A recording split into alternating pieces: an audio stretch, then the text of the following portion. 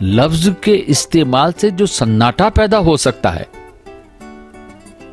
वो गायब हो गया। तो हम पहुंचते तो हैं बहुत सी जगहों पर, यात्रा नहीं करते।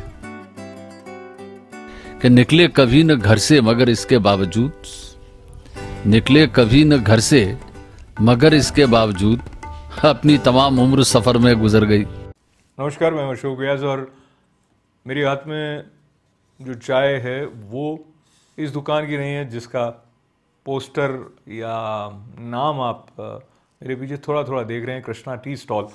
ये दुकान है जोधपुर में। कबूतरों की चौक की तरफ जाते हैं तो ये दुकान आती है और थोड़ा आगे चलने पर एक गली आती है जो कल्लों की गली कहलाती है। और कल्लों की गली में एक मकान में एक ऐसी शख्सियत रहती है जिनका नाम उर्दू के हवाले से, शायरी के हवाले से भारत के अलावा कई देशों में और ख़ास करके जहाँ जहाँ साहित्य के प्रति थोड़ा रुझान है लोग जानते हैं और उर्दू में लिखने लगे तो तखल्लुस निजाम हो गया। श्री का शीन और कृष्ण का काफ, शीन काफ निज़ाम। शीन काफ निज़ाम हाल ही में समाचारों में इसलिए भी रहे क्योंकि उन्हें उनकी एक पुस्तक के लिए वाराणसी में विद्या निवास मिश्र सम्मान से नवाजा गया, उर्दू से नवाजा शब्द लेते हुए। उनके साथ बातचीत करने का एक मौका इस यात्रा के दौरान मुझे मिला और वो बातचीत मैं आप तक पहुंचाने से पहले ये भी जोर देना चाहता हूं कि उर्दू के अलावा उनकी जो किताबें हिंदी में आती रही हैं उनमें हिंदी ज़ुबान में जो पढ़ सकते हैं उनको भी उसका लाभ होता रहा। पर इस तरह की शख्सियत जैसी कि शीन काफ निज़ाम साहब की है, जोधपुर जैसे शहर में साहित्य की परंपरा को आगे ले जाने में एक महत्वपूर्ण भूमिका निभाती रही है। शायरी के साथ साथ उनकी सोच से दो चार होने का ये मौका जो मिला है आपके साथ बांटना चाहता हूँ। आइए बढ़ें शीन काफ निज़ाम साहब की तरफ।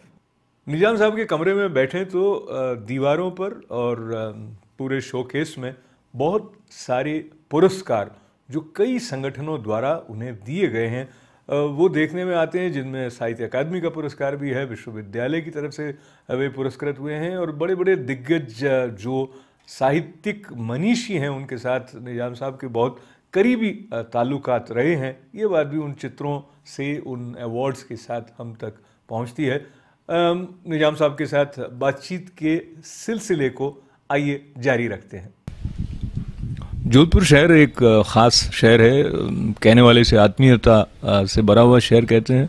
बहुत लोग इस शहर की पहचान शायर शीन काफ निज़ाम जी की उपस्थिति से मानते रहे हैं, जानते रहे हैं और इस शहर की सांस्कृतिक रिवायत आगे उनकी बदौलत बढ़ी है। और ये जोधपुर वासियों के लिए ही नहीं बल्कि सब उर्दू प्रेमियों के लिए इस तरह के मौके जब आते रहे कि वो किसी खास रूप में ऐसे मंच से पहचाने जाते रहे जो औरों को गर्व से भरता रहा। तो हाल ही में जब जोधपुर शहर में अपनी इस यात्रा के दौरान मुझे ये सौभाग्य मिल रहा है कि मैं शायर शीन काफ निज़ाम साहब के साथ कल्लों की गली में उनके घर पर बैठकर उनसे छोटी सी गुफ्तगू करने का ये मौका प्राप्त कर रहा हूँ। तो आपकी उपस्थिति में मैं उन तक आप सबकी ओर से, मेरी ओर से हाल ही में जो उन्हें विद्या निवास मिश्र पुरस्कार से सम्मानित किया गया, जिसके लिए आप वाराणसी पधारे थे, उसके लिए आपको बहुत बहुत मुबारकबाद पेश करते हुए जब ऐसा मौका आता है निज़ाम साहब, तो चूँकि आप बहुत बड़े बड़े पुरस्कार पहले भी आपकी तरफ आते रहे, तो ये पुरस्कार की घोषणा और ये अनुभव यात्रा जब आप वाराणसी पहुँचे, थोड़ा सा हमारे साथ बांटिए। देखिए, असल मसला यह है कि विद्या निवास जी की स्मृति में दिए जाने वाला सम्मान मुझे लगता है कि ये मेरे लिए बहुत महत्वपूर्ण और बड़ा अहम सम्मान है। वो इसलिए भी कि विद्या निवास जी बड़े विद्वान थे, संस्कृति और संस्कृत के बड़े विचारक, चिंतक, और उनकी किताबें हिंदी की शब्द संपदा, महाभारत का अर्थ, रामायण का, महाभारत का काव्यार्थ, माफ़ कीजिए, महाभारत का अर्थ तो डी हर्ष साहब ने लिखी थी, तो महाभारत का काव्यार्थ, रामायण का मर्म, और इसमें एक किताब उनकी मैं ख़ास तौर से जिक्र कर चाहूँगा कि वो है हिंदी की शब्द संपदा। कि हमारे हिंदुस्तान में गांवों में और देहात में जो बहुत सारे लफ्ज़ हमसे गुम हो गए हैं, उन लफ्ज़ों को उन्होंने उसमें जमा किया। तो बहरहाल मैं पंडित जी का यानी विद्यानिवास जी का वैसे बहुत ही प्रशंसक रहा हूँ और भक्त भी रहा हूँ। भक्ति समझिए मुझे, तो प्रशंसक क्या। तो इस सम्मान को पाकर मैं बड़ा अपने आप को गौरवान्वित या फ़ख्र का एहसास करता हूँ। वाराणसी यानी बनारस यानी काशी, वहाँ जाना और उनके वहाँ जलसे में शरीक होना, इनाम पाना, कविता पाठ करना, वहाँ पर्चा पेपर पढ़ना, बनारस हिंदू विश्वविद्यालय में व्याख्यान देना, तो ये सब कुछ मिला के बहुत अच्छा और एक सुखद अनुभव था। तो इतना ही कह सकता हूँ कि एक ऐसा अनुभव जो जीवन में यादगार लम्हे रहे, वो जो वहाँ गुजरे। आपकी साथ अगर हम वाराणसी की यात्रा पर चलें, और वाराणसी का सांस्कृतिक रूप से, आध्यात्मिक रूप से महत्व है और इन दिनों राजनीतिक रूप से भी वाराणसी केंद्र में आई है। आप जब वाराणसी जाते रहे हैं तो इस बार आपने इन तीनों दृष्टि से कुछ परिवर्तन वहाँ पर पाया हो, आध्यात्मिक चेतना की दृष्टि से, सांस्कृतिक दृष्टि से, और अब चूंकि भारत के वर्तमान प्रधानमंत्री वहाँ से होने के नाते कुछ नई बात वहाँ पर आपको लगी क्या? अब देखिए, ये परंपराएं जो होती हैं या रिवायतें जो होती हैं वो बहुत जल्दी नहीं बदलती। तो मुझे ऐसा तो कोई परिवर्तन, अब कहीं सफाई नहीं थी और वहाँ अगर मान लीजिए थोड़ी सी सफाई हो गई तो उसे ज़्यादा ग्लोरीफाई करने की ज़रूरत नहीं, क्योंकि मैं ये मानता हूँ कि ये तो हमारी जो ये बड़ी अजीब बात है कि मामूली बात है, ये तो होना ही चाहिए। जो नहीं हो रहा था वो ठीक है, नहीं हो रहा था, लेकिन इसमें हमें गाल बजाने और बगले बजाने की ज़रूरत नहीं लगती। गंगा की सफाई हो जाए तो समझ में आएगी। घाटों में थोड़ा बहुत सफाई के एतबार से परिवर्तन हुआ है, उससे इनकार नहीं किया जा सकता, लेकिन अब एक दिन में जाहिर है हम ये भी कह सकते हैं कि एक दिन में कुछ नहीं होता। ठीक बात है कि सब काम एक दिन में नहीं होते, लेकिन वो बनारस जिसका जिक्र चिराग़ दर में गालिब ने किया है कि इबादत खाना ये नाकूसियाँ रहा, हमाना काबा ये हिंदुस्तान रहा, यानी बनारस उनकी मसनवी है। उसमें बड़े मज़े की बात यह कि उसमें 108 शेर हैं। आप समझ रहे हैं कि बनारस में एक मसनवी लिख रहा है आदमी, मिर्ज़ा गालिब जैसा शायर, और उसमें 108 शेर है। तो क्यों है 108 शेर? बहरहाल अब वो कहते हैं कि ये नाकूसियाँ यानी शंख फूंकने वालों का पूजा स्थल है और बेशक ये हिंदुस्तान का काबा है। तो ये बनारस की तारीफ है। उससे पहले भी और शेख अली हजी ने कहा था कि अज बनारस नरवम माबद आमस्ती जा, मतलब मैं बनारस से नहीं जाऊंगा, यहाँ सबके लिए पूजा स्थल है। सुबह जब बच्चे गंगा में से नहा के निकलते हैं तो ऐसा मालूम होता है कि राम और लक्ष्मण बाहर निकले। तो ये बनारस की बातें रही, मतलब बनारस की तारीख, बनारस की तहजीबी तारीख, कल्चरल हिस्ट्री ऑफ बनारस ये थी। उसके बाद अगर आपने देखा हो तो हिंदी कवि केदारनाथ सिंह की कविता बनारस की जो है, बनारस पर, तो उससे लगता है कि बनारस कितना बदल गया और कितना हो गया। अब बनारस जो मैं देख के आया हूँ, जाहिर है कि, और ऐसे स्थानों पर जब हम जाते हैं तो हम असल में उस स्थान को नहीं देखते, बल्कि उस स्थान के बारे में जो कुछ पढ़ रखा होता है, जो कॉन्सेप्ट हमारे दिमाग में होता है, हम वो देखना चाहते हैं और वो वहाँ नहीं होता, चीज़ें बदलती रहती हैं। तो ये बनारस के बारे में भी, काशी के बारे में भी, पर अभी वहाँ संस्कृत के, फारसी के, उर्दू के लोग मौजूद हैं, तो ये देख करके अच्छा लगता है कि वहाँ ऐसे लोग मौजूद हैं जिन्हें देख करके और जिनसे मिल करके खुशी होती है, जिनके इल्म की ताजगी के कबीर और तुलसी के उस मकाम पर ऐसे ऐसे लोग जब मौजूद हैं तो अच्छा लगता है ना। तो विद्यानिवास जी की फैमिली, विद्यानिवास जी के रिश्तेदार वगैरह जितने भी वहाँ लोग मिले, तो उनसे मिलकर उनके भाई ने जो काम किया, दोनों भाइयों ने उनके, वो निश्चित ही बहुत ही काबिल ज़िक्र है। और उसकी तारीफ न करना, ये इसलिए नहीं कि मुझे सम्मान दिया है, बल्कि मैं ये कहना चाहूँगा कि उन्होंने जो कुछ काम वहाँ किया है, और जो पेश थे उनके भाई विद्यानिवास जी के, दयानिधि मिश्र, वो पुलिस के बड़े ऑफिसर भी रहे थे और रिटायर हो गए अब तो। उनके एक भाई महेश प्रसाद प्रोफेसर रहे, महेश जी प्रोफेसर हैं, वो रहे, रिटायर कर गए। लेकिन उन लोगों में आज भी साहित्य के प्रति जो अनुराग है, जो साहित्य को लेकर जो सम्मान का भाव है, वो देख करके अच्छा लगता है। तो बकौल हाल ही के दिल खुश हुआ हाल ही से मिलकर। अभी कुछ लोग बाकी हैं जहाँ में, और जब तक ऐसे लोग बाकी हैं, मैं समझता हूँ कि साहित्य और साहित्य के अनुरागी लोग ऐसे मौजूद हैं, तो साहित्य का भविष्य भी, साहित्य का मुस्तकबिल बड़ा ताबनाक है। और आपके होने से भी मुझे लगता है इस दिशा में एक मजबूती बरकरार है। और आपने जिस पुस्तक को लेते हुए वाराणसी की यात्रा इस बार विशेष रूप से रही हो, और भी है नाम रस्ते का आपका संकलन जो वाणी प्रकाशन से आया है, ये नज़मों का संकलन है। इस संकलन के बारे में हमारे दर्शकों को यदि आप थोड़ा परिचय देने की कृपा करें। देखिए, ये मेरी नज़मों का संग्रह है, मजमुआ है, और इसे प्रोफेसर डॉक्टर नंदकिशोर आचार्य ने संपादित किया है, उनके द्वारा संपादित है। उन्होंने ही इसमें भूमिका लिखी है, तो मुझे लगता है कि इसकी भूमिका मेरी कविता से बेहतर है।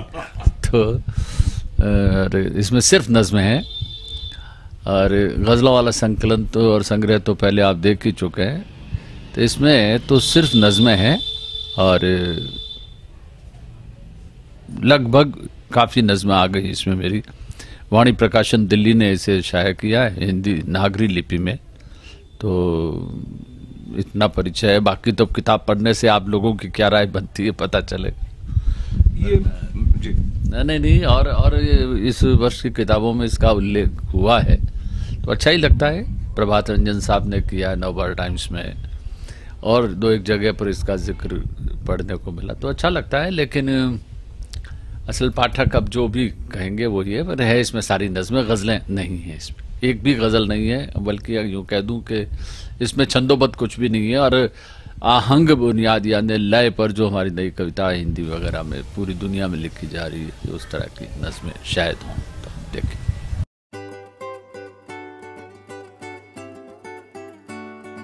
लफ्ज के इस्तेमाल से जो सन्नाटा पैदा हो सकता है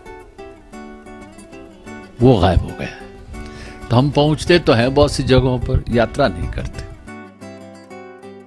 कि निकले कभी न घर से मगर इसके बावजूद, निकले कभी न घर से मगर इसके बावजूद अपनी तमाम उम्र सफर में गुजर गई। इसमें कुछ ऐसी नज़में जो अन्य संकलनों में कहीं कहीं पाठकों तक पहुंची हैं, जिसमें समंदर श्रृंखला वाली नज़्म भी है। आप जोधपुर शहर में रहे और निश्चित रूप से यात्राएं आप करते रहे हैं, और प्रकृति के अलग अलग जो स्वरूप हैं, पहाड़ है, वृक्ष हैं, समुंदर है, ये सब कहीं ना कहीं आपके शायरी का हिस्सा बनते रहे। ये जो एक शायर है या एक जो कवि है, उसके लिए यात्रा कितना महत्वपूर्ण, उसकी संवेदनात्मक समृद्धि के लिए रहती है। आप व्यक्तिगत अनुभवों से, और आप पूर्व में जो अज्ञेय जी द्वारा जिस तरह के शिविर आयोजित होते रहे वहाँ भी जाते, मुझे लगता है कहीं ना कहीं प्रकृति से जो तादात्म्य है वो किसी तरह से छुपा हुआ सा आपकी रचनाओं में कहीं ना कहीं पाठक तक या श्रोता तक पहुँचता है। देखिए, प्रकृति एक अलग बात है, यात्रा एक अलग बात है। और आज के ज़माने में आदमी यात्रा नहीं करता, आज के ज़माने में आदमी पहुंचता है। यात्रा करने का मतलब ये होता है कि हम उन दृश्यों से अपना तादात्म्य इस्तेमाल बनाए रख सकें। अब आप मसलन केदारनाथ जा रहे हैं तो भाईजान आप तो उस पे हेलीकॉप्टर पे जा रहे हैं, तो आपको क्या मालूम, इसे यात्रा नहीं कहते, इसे पहुंचना कहते। तो हम पहुंचते तो हैं बहुत सी जगहों पर, यात्रा नहीं करते। और उस तीर्थ स्थल को देख करके हम समझ लेते हैं कि हमने ये यात्रा कर ली। जाहिर है कि वो कैसी यात्रा है जो आप बेहतर जानते हैं। एक वात्स्यायन जी इस मामले में यात्रा करते थे, तो उनके साथ जहाँ जहाँ मैं गया या जाने का मुझे सौभाग्य मिला, वो मेरी पूंजी, मेरा सरमाया है। एक दूसरी बात यह है कि यात्रा के को हम अगर उर्दू में कहेंगे तो सफ़र कहेंगे।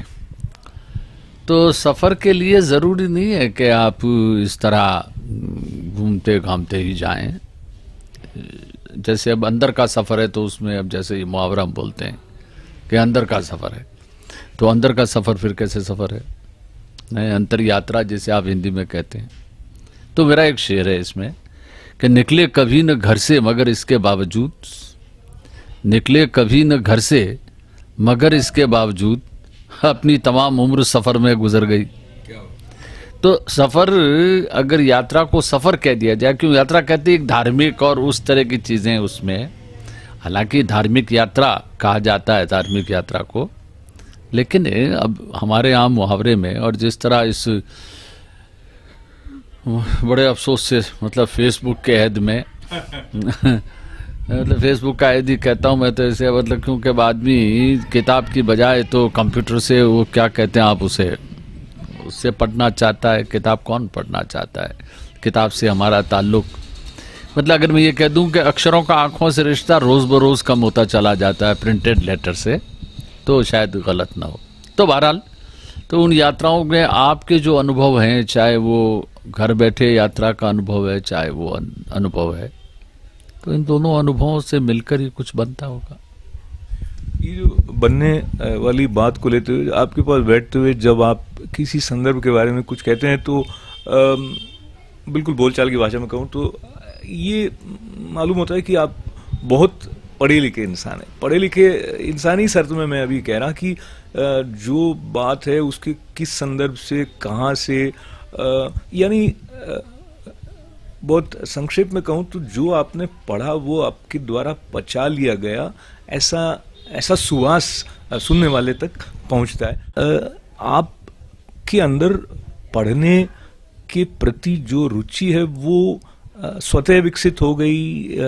इस दिशा में क्या संकेत आप किसी को दे सकते हैं? देखिए मियाँ, अब हमारी उम्रें नसीहत देने की नहीं रही, वसीयत करने की है।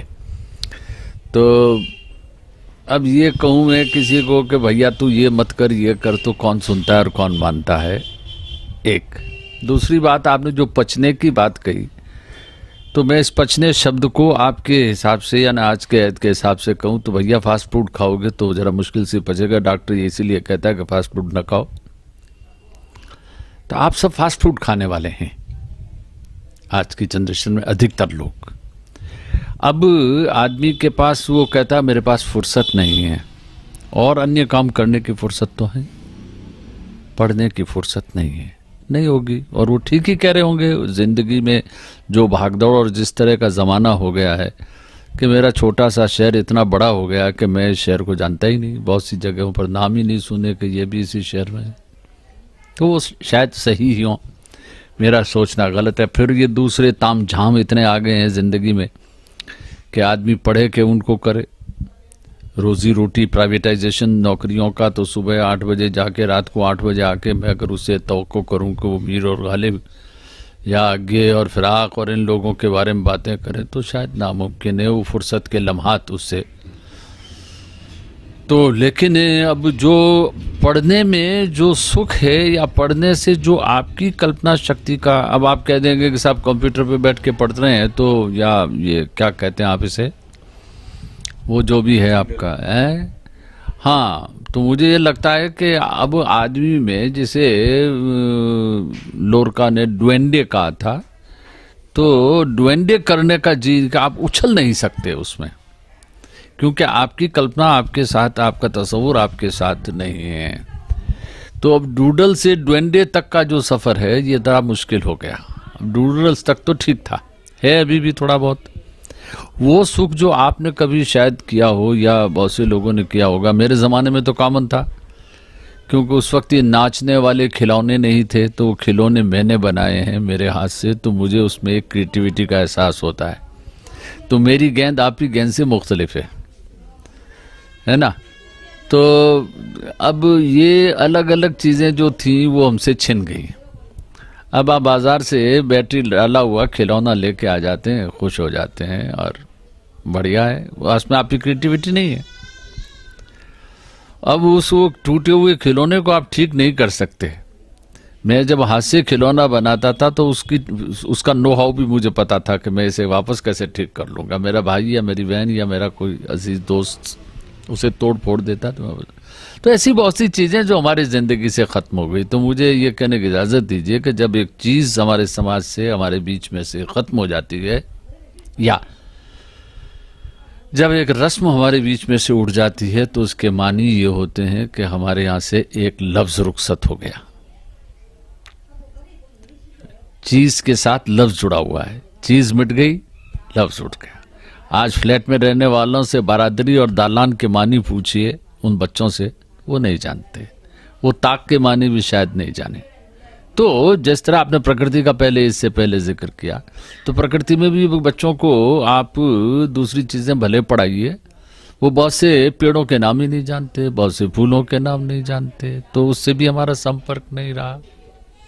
हम तस्वुर ही नहीं कर सकते बहुत सी चीज़ों, हमका मतलब आज का बच्चा तस्वुर नहीं कर सकता।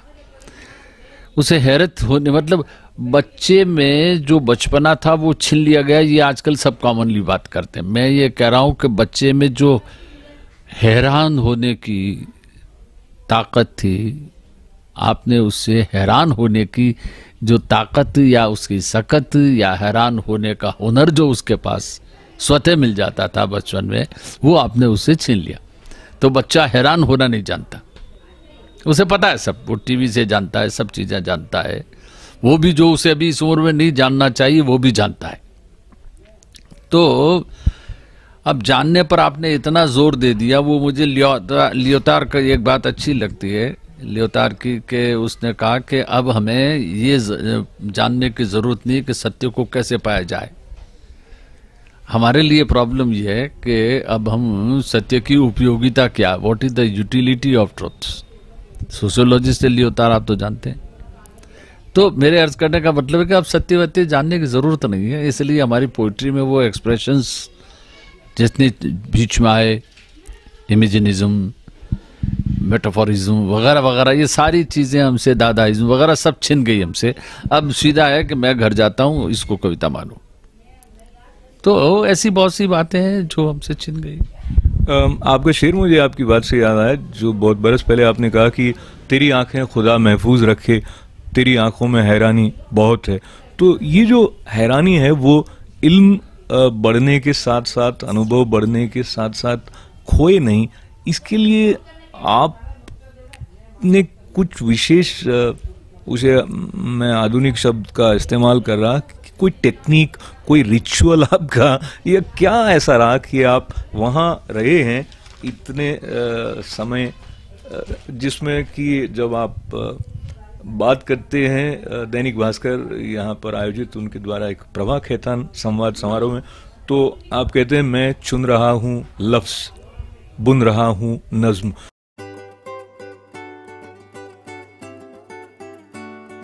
लफ्ज के इस्तेमाल से जो सन्नाटा पैदा हो सकता है वो गायब हो गया है। तो हम पहुंचते तो हैं बहुत सी जगहों पर, यात्रा नहीं करते, कि निकले कभी न घर से मगर इसके बावजूद, निकले कभी न घर से मगर इसके बावजूद अपनी तमाम उम्र सफर में गुजर गई। इस नज्म का उन्वान यानी शीर्षक है आबजू तो ऐसे ही बहती रहेगी। आबजू यानी नदी। आबजू के उस तरफ चुग रहे हैं हंस मोती, इस तरफ मैं चुन रहा हूं लफ्ज, बुन रहा हूं नज्म। आबजू के उस तरफ चुग रहे हैं हंस मोती, इस तरफ मैं चुन रहा हूं लफ्ज, बुन रहा हूं नज्म।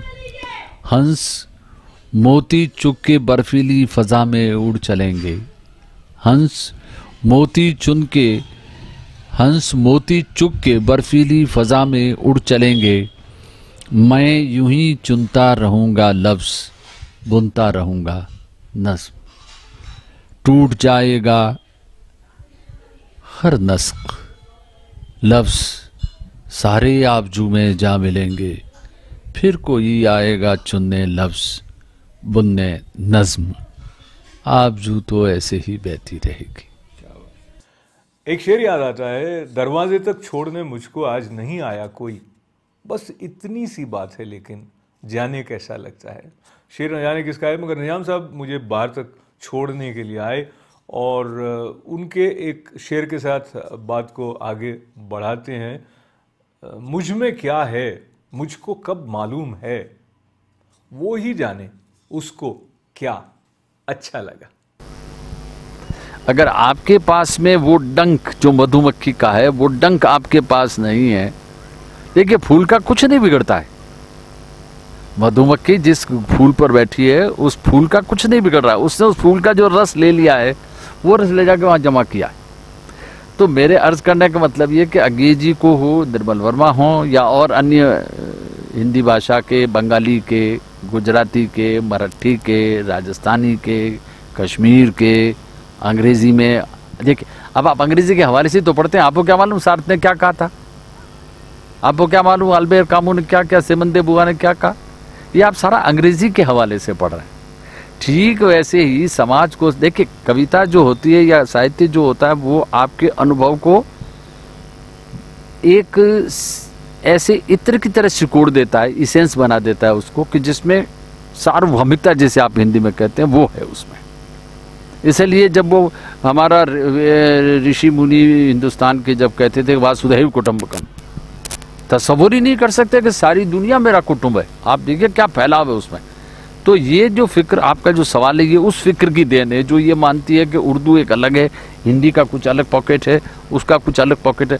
भाई आपके घर में आप 4 भाई हैं, आपके कमरे का डिज़ाइन एक ही तरह का चारों का, इसके बावजूद आपका कमरा कैसे कहलाएगा जब तक कि उसमें गुलदान आपकी तरह का नहीं रखा होगा, टीवी आपकी टेस्ट के हिसाब से नहीं होगा, मिरर आपकी, तो वही पता लगता है कि ये कमरा आपका है, ये कमरा उनका है। तो ये तो होता है, लेकिन वो मकान एक है। राधा कृष्ण ने अच्छी बात कही थी कि साहित्य तो एक ही होता है, लेकिन हम उसे अलग अलग जबानों में लिख रहे होते हैं। तो ये एक की अनेकता का या अनेकता की एकता है उसमें। तो मुझे तो उन्होंने भी बहुत समृद्ध किया, बल्कि मैं अगर ये कहूँ कि उनके प्यार ने और उनके काम, देखिए उन्होंने कोई पट्टी देकर के पेंसिल देकर लिखवाया थोड़ी था किसी को। बड़ा राइटर आपको ये नहीं करता, बड़ा राइटर जो करता है आप उसे गौर से देखिए, बस उसी से आता है। एक ज़माने में वो इंजीनियरिंग के विद्यार्थी थे और इकलौते पुत्र अपने पिता के, तो कहीं ना कहीं पिता के मन में था कि ये नॉर्मल कैरियर बन जाए, पर उन्होंने इंजीनियरिंग छोड़ के और पूरी तरह से शिद्दत के साथ शायरी को कह दें हम आज की ज़ुबान में परसू किया। जो आपकी हिस्ट्री है वो आपको ये बताती है कि कहाँ क्या हुआ। शायरी और साहित्य आपको ये बताता है कि वो जब हो रहा था उस वक्त लोगों के दिलों पे क्या गुजर रही थी, लेकिन उसको जूं का तू बयान कर देना हिस्ट्री है जी। लेकिन उसको एहसास की सतह पर, इसलिए मैं अर्ज करता रहा हूं और अभी भी किए देता हूं कि इल्म को एहसास बनाना पड़ता है। आप अपनी विजडम को जब तक इमोशन में कन्वर्ट नहीं कर देते तब तक शायरी नहीं होगी, और फिर बयान में वो बात होगी जिसका जिक्र नहीं होगा। हमारे ज़मानों में ये हो गया कि हम अखबार में और शायरी में कोई फ़र्क ही नहीं रह गया है, तो मैं अखबार ही पढ़ूँ, शायरी काहे को पढ़ूँ। एक दूसरी बात, जब मैं आपसे अर्ज करा, जो आपने पूछा, लम्हा जो है वो लफ्ज़ है, लम्हा यूनिट है टाइम की, है ना, वैसे ही शायरी की यूनिट है लफ्ज़। तो अगर शायरी में ज़माना रहता है तो लफ्ज़ में लम्हा रहता है ना। ठीक वही एनालॉजी दोनों की कि एक मोमेंट जो है आपका, एक लम्हा जो है वो पूरे टाइम की यूनिट है। ठीक वैसे ही पूरी भाषा में, पूरी शायरी में लम्हा उसकी यूनिट है, लफ्ज़ उसकी यूनिट है। तो लफ्ज़ को लम्हा बना देना ये आर्ट है पोइट्री का, कि आपको उससे ये लगे कि वो लम्हा इसमें जूं का चूं फ्रिज्ड होके रह गया। फ्रिज्ड कहा मैंने, वो फॉसिल नहीं कहा है। हमारे यहाँ ये हो गया है कि हमने उसे फॉसिल बना दिया है। तो लम्हों की सलीब जब मैं कह रहा हूँ तो आपने याद दिलाया उस जमाने 71 की बात है। तो उस वक्त भी मैं ये अर्ज करना चाह रहा था, जो जाहिर है कि वो मैंने जो कहा ना, मेरे आसपास जो माहौल रहा वो बड़ा अच्छा रहा। फिर वो हैरान हैरानी बनी रहे, इसके लिए क्या आपका कुछ? अभी तो भैया ही है कि हैरान होना ही कौन चाहता है। आपने जो लाइन पढ़ी है मेरी नज्म की, मैं चुन रहा हूं, तो जब मैं चुन रहा हूं तो मैं कुछ चीजें छोड़ रहा हूं। जिन्हें मैं छोड़ रहा हूं, क्या मैं उनकी महत्व को, उनकी अहमियत को कम कर रहा हूं? ना, मेरी नज्म के लिए मुझे ये शब्द चाहिए। मैं सिर्फ एक उदाहरण दे दूं आपको, तो बाकी बात लंबी हो जाएगी, और ये जाहिर है कि we are not talking about politics. तो मैं सिर्फ ये कहूं आपसे कि मुझे अदिति के पुत्र का जिक्र करना है, जिसका गुण है कि वो बहुत गर्म है। तो मैं आदित्य शब्द का प्रयोग करता हूं, क्योंकि वो अदिति का पुत्र है, इसलिए उसका सूरज का एक नाम आदित्य है। ठीक, लेकिन मैं दिन करने वाले का जिक्र कर रहा हूं, तो सिर्फ दिनकर कह के काम चला लूंगा। तो दिनकर और आदित्य एक होते हुए भी एक नहीं है अपने वर्चू के हिसाब से, जहां मुझे वो शब्द चाहिए। तो मैंने, जैसे अभी आपने कहा मैं चुन रहा हूं लफ्ज, तो चुन रहा हूं उसमें से, मतलब आपने बहुत सारी चीजें दी, उनमें से मैं एक चुन रहा हूं। आज का जमाना जैसे ओबामा साहब हनुमान जी के आशिक हैं, वैसा ही हो गया है कि वो चुनने की शक्कत नहीं रही, इसलिए पूरा पहाड़ी उठा के रख देते हैं। तो लफ्ज तो बहुत है, शोर बहुत हो रहा है। लफ्ज के इस्तेमाल से जो सन्नाटा पैदा हो सकता है वो गायब हो गया है। आप जब एक अच्छी कविता लिखते हैं तो एलियट साहब और एजरा पाउंड साहब और दूसरे जो मोहतरम रहे हैं वो कुछ और कहते हैं। मैं ये कह रहा हूं कि जब एक अच्छी कविता आती है तो साहित्य में या कविता में एक सन्नाटा व्याप जाता है। वो सन्नाटा इसलिए व्याप जाता है कि वो सोचता है व्हाट इज नेक्स्ट। वो सारा लिखा हुआ एकदम से चुप। अभी एक पूरे मजमे में, जैसे आप पिन ड्रॉप साइलेंस कहते, ये पिन ड्रॉप साइलेंस क्या है कि जैसे ही आपने कोई एक बड़ी आवाज सुनी और सब खामोश हो गए। तो एक पुराना शेर था कि बढ़ गया और कितना सन्नाटा, मेरी आवाज का असर देखो। क्या बात, क्या बात। तो ये सन्नाटा बढ़ना जो है ये तूफान से पहले का भी हो सकता है और एक तूफान से गुजरने के फौरन बाद का। तो मुझे लगता है कि हैरान होने की जब तक आदमी में यूरेका कहने की ताकत है, I have found it, eureka, है ना। तो ये आपकी तलाश इतनी शिद्दत से होनी चाहिए कि आपकी तलाश में शिद्दत नहीं है। आपने एक लिस्ट बना ली है कि मुझे ये चीजें चाहिए, उसमें जो मिल गई वो ठीक है, जो नहीं मिली वो भी ठीक है। ये नहीं होता, इसलिए आपकी तलाश में शिद्दत नहीं है। अगर तलाश में शिद्दत है तो एकदम से आदमी यूरेका कह के ये भी परवाह नहीं करेगा कि मैं नंगा हूं कि कपड़े पहने हुए हूं। तो ये तो भैया आपके इस पर डिपेंड करता है कि आप कितने डिवोटी हैं। ये अंतिम एक दो प्रश्न आपसे और मैं आपकी इजाज़त से कर लेना चाह रहा, और मुझे ये सौभाग्य मिला कि मैंने आपको कुछ समय बरसों पूर्व जोधपुर शहर में कहीं कहीं संबोधन जब करते सुना, तो एक आपको फेवरेट मुझे लगता है फिराक साहब की बात लगती रही, जहां उन्होंने ये कहा कि मैं सन्नाटों की आवाज़ें और आवाज़ों के सन्नाटे पकड़ना चाहता हूं। तो ये आवाज़ों के सन्नाटे पकड़ पाने की कोशिश एक तरह की क्रिएटिविटी से कंटिन्यूअसली आपको कनेक्टेड रखती रही होगी, ऐसा मैं अनुमान लगा रहा हूं। उस बात को लेते हुए एक और बात जोड़ना चाह रहा था। तो जो आपने अदिति का जिक्र किया, तो हमारे जो पौराणिक संदर्भ हैं उसमें जो आप भक्त की तरह उनकी तरफ जाते हैं तो शायद अलग अर्थ उससे आपके लिए खुलते हैं, और एक क्रिएटिव उसे आर्टिस्ट कहें या पोएट कहें की तरह जाते हैं। तो इस बारे में कुछ बात आपकी हम तक यदि पहुंचे। मैं ऐसा नहीं मानता। दो तीन बातें आपने एक साथ पूछ ली, मैं ऐसे मुख्तसर में जितना दे सकता हूँ उतना जवाब दे पाऊंगा। एक तो ये कि जो साहित्य आप आज लिख रहे हैं वो भी उस जमाने का साहित्य ही है। आज जो हम लिख रहे हैं वो उस जमाने में ऐसा लिखा गया, इसलिए महाभारत और रामायण को कविता भी माना गया, ठीक है ना। और गीता शब्द के पीछे क्या ये भी आप समझ सकते हैं। तो मेरे अर्ज करने का मतलब है कि वो भी कविता ही है। तो मैंने उन धर्म ग्रंथों को जिनका अभी आपने इशारा किया, मैंने तो उन्हें कविता और साहित्य मान के ही पढ़ा है। अब ये साहित्य ऐसा है कि जिसका इतिहास हमें पता नहीं, जिस तारीख हमारे इल्म में नहीं है, इसलिए वो है तो कविता ही कविता, नंबर एक। जैसे वेस्टलैंड एक कविता है, वैसे भी वो पौराणिक कथा जो आप कह रहे हो वो भी एक कविता है मेरे लिए। तो दूसरी बात जो आपने फिराक साहब की कही, तो मेरे ये दोनों पसंदीदा कवि अज्ञे और फिराक। फिराक कहते हैं कि मैं आवाजों के सन्नाटे और सन्नाटों की आवाजें सुनना चाहता हूं। एक पोइट के तौर पर एक क्रिएटर बोल रहा है कि मैं अब लफ्जों से बहुत बोल चुका, आवाजों में बोल चुका, अब मैं आवाजों के सन्नाटों को जानना चाहता हूं और सन्नाटों की आवाजें सुनना चाहता हूं। अज्ञे कहते हैं कि दो शब्दों के बीच में जो नीरवता है वो कविता है। वहां एक थिंकर पोइट बोल रहा है, यहाँ एक जिसे आज की तारीख में आप कह दीजिए कि इम्प्रेशनिस्ट पोइट बोल रहा है कि कैसे।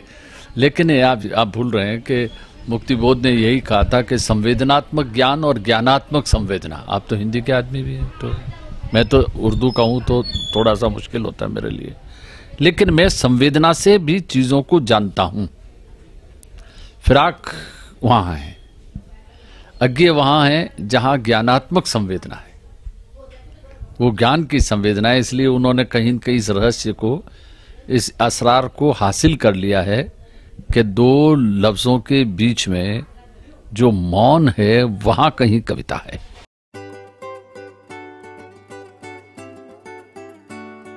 लफ्ज के इस्तेमाल से जो सन्नाटा पैदा हो सकता है वो गायब हो गया है। तो हम पहुंचते तो हैं बहुत सी जगहों पर, यात्रा नहीं करते। कि निकले कभी न घर से मगर इसके बावजूद, निकले कभी न घर से मगर इसके बावजूद अपनी तमाम उम्र सफर में गुजर गई। अब ये बड़ा अपने आप में एक ऐसी पहेली है कि सुलझाइए, और इसके सुलझाने के लिए फिर संवेदना चाहिए। तो मेरे अर्ज करने का मतलब यह है कि इन दोनों में कोई भेद नहीं है, लेकिन इतना भेद जरूर है कि आप तरजीह किसको देते हैं।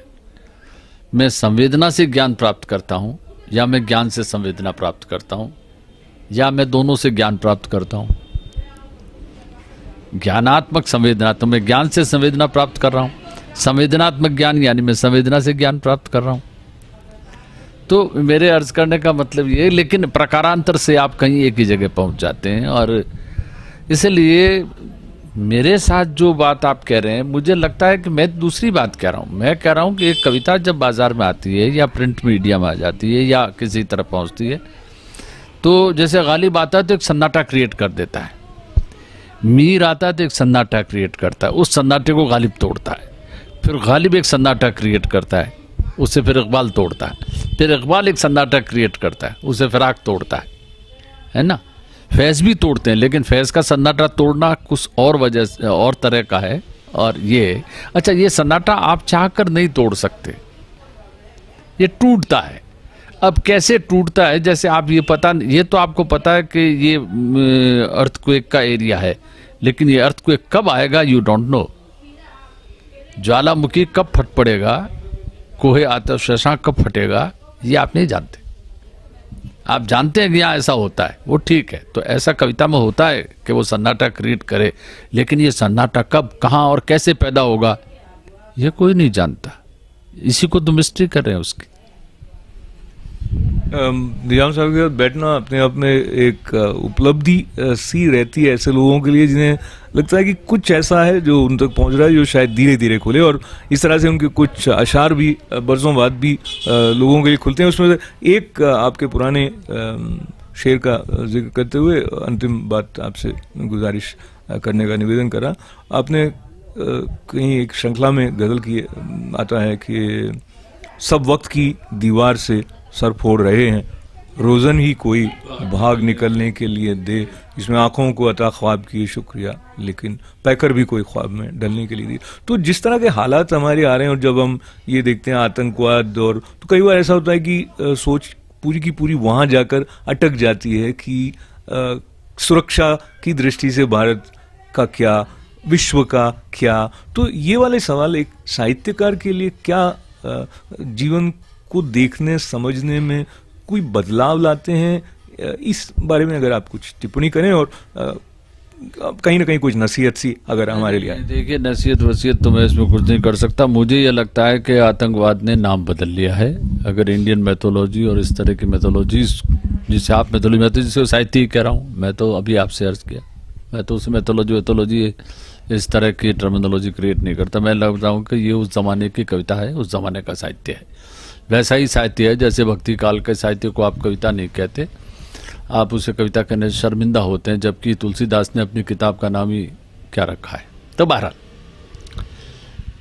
आतंकवाद तो पहले भी था, उस जमाने में उस किताबों में राक्षसों का आतंक नहीं था, और वहाँ अलग अलग जितने राक्षसों का आपके यहाँ जिक्र मिल रहा है, तो वैसे राक्षस ये आज के ज़माने के राक्षस। अब रह गया अवतारों की बात के, तो फिर बचाएगा कौन? अगर ये राक्षस आपने मान लिया मेरे कहने से, तो फिर इन्हें बचाने के लिए तो बचाने की तरकीब भी आप ही सोचेंगे, आप ही में से। देखिए, मैं इंसान से मायूस नहीं हूं, लेकिन मैं एक कवि के रूप में ये देख रहा हूं कि जो ऐसा नहीं होना चाहिए, कवि ये करता है। अगर पूरी रामायण, पूरे महाभारत और पूरी कविताएं उस तरह की आप पढ़ें, तो उनका तात्पर्य ये है कि ऐसा नहीं होना चाहिए। ये उसी को लेके लिखा गया कि ऐसे लोगों के नेताओं की हत्या नहीं होनी चाहिए, पर स्त्री को उठा के नहीं ले जाना चाहिए, यानी ये जितने प्रोहिबिशंस नहीं, मतलब जो नहीं होना चाहिए, वो ग्रंथ ये बताते हैं। तो साहित्य यही बताता कि ये नहीं होना चाहिए, लेकिन गालिब ने तो कहा है कि आदमी को भी मयस्सर नहीं इंसान होना। तो इसलिए सारी संस्कृतियां, सारी तहजीबें आपके आदमी से इंसान बनने की दस्तावेजें हैं। वो आपका, जिसे आप यात्रा कह रहे हैं, वो यात्रा है, सफर है कि मैं आदमी से इंसान कैसे बना। अब इसके बीच में अब आप यहां कहते हैं कि रास्ता वही ठीक है जो मैं कहता हूं। देखिए, मैं इस बात को एक सिमली से समझा के अपनी बात खत्म करना चाहूंगा कि पेड़ ईस्ट भी बचा रहा है और उसके महत्व को स्वीकार कर रहा है, पेड़ वेस्ट भी बचा रहा है, उसके महत्व को स्वीकार कर रहा है। वेस्ट जब पेड़ बचा रहा है तो उसके केंद्र में आदमी है।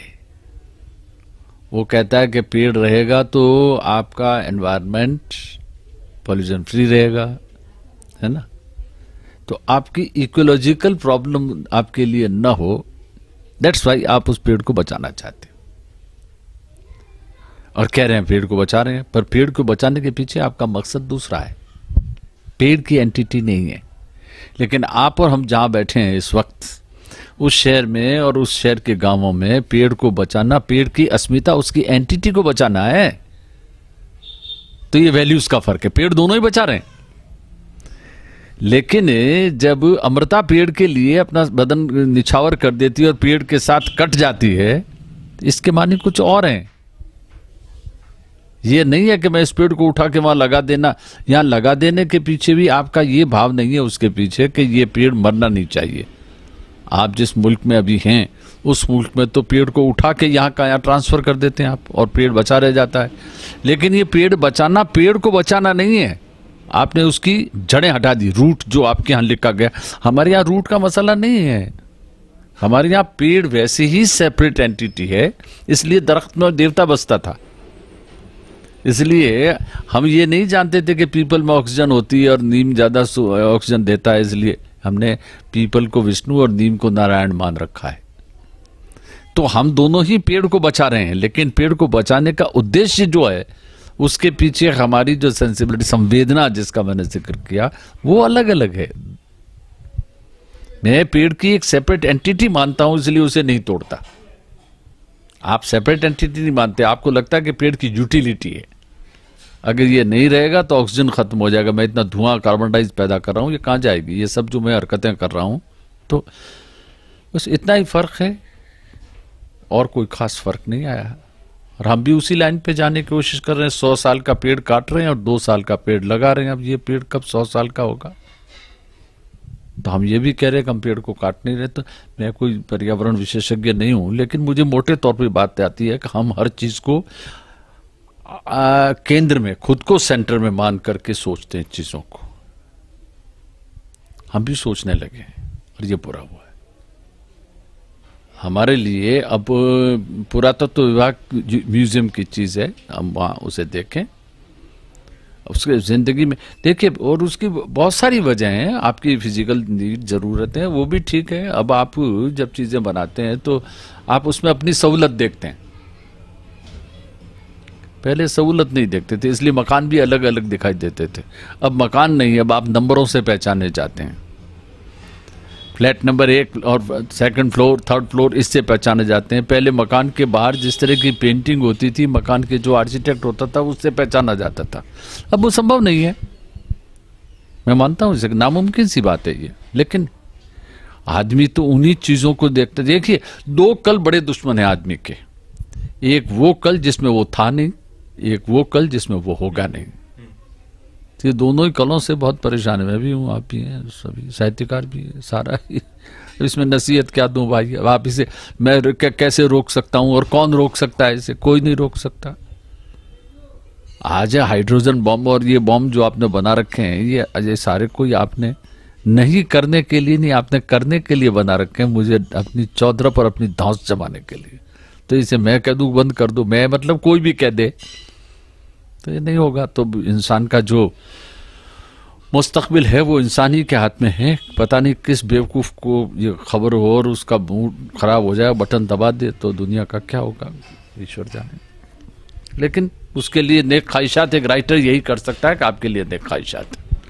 क्योंकि जब बड़े बड़े फिराक ही का एक शेर पे अपनी बात मेरी इस मामले में ख़त्म करता हूँ कि हज़ारों खिज़्र एक वो पैगंबर है जो भटके हुए भूले हुओं को रास्ता दिखाता है। तो हज़ारों खिज़्र पैदा कर चुकी है नस्ल आदम की, मतलब हज़ारों पैगंबर आ चुके हैं, ये सब तस्लीम। लेकिन आदमी अब तक भटकता है, तब इसे भटकने वाला कौन रोकेगा? वो तो खुद ही रोक सकता है। तो रुकने का सिलसिला बातचीत का जब यहाँ पहुँचता है, तो फिर एक बार मैं याद करता हूँ, और भी है नाम रस्ते का, शीन काफ निज़ाम साहब का संकलन पिछले बरस प्रकाशित हुआ, जिस पर उन्हें विद्या निवास मिश्र से सम्मानित किया गया। आयोजन वाराणसी शहर में था। सांस्कृतिक रूप से जाने जाने वाले इस शहर का जिक्र करते हुए फिर एक बार मैं ये याद करूं कि 2 कल का जिक्र आपने किया, एक वो जो पीछे वाला, एक वो जो आने वाला, और कल कल शब्द करते हुए मैं कल्लों की गली में बैठे हुए शीन काफ निज़ाम साहब का उनको बधाई देते हुए और बहुत बहुत आभार व्यक्त करना चाहता हूँ। बातचीत के लिए आपने समय निकाला, और ये ज्ञानात्मक संवेदना और संवेदनात्मक ज्ञान का सिलसिला, और मुक्तिबोध की टर्म है ना दोनों। तो इस मुक्तिबोध की टर्म के साथ फिर एक बार इस तरह के और मौके आते रहें कि हम आपके साथ बैठें, आपसे कुछ सुने, कुछ सीखें। बहुत बहुत धन्यवाद, बधाई। बहुत बहुत शुक्रिया कि आपने सहमत की।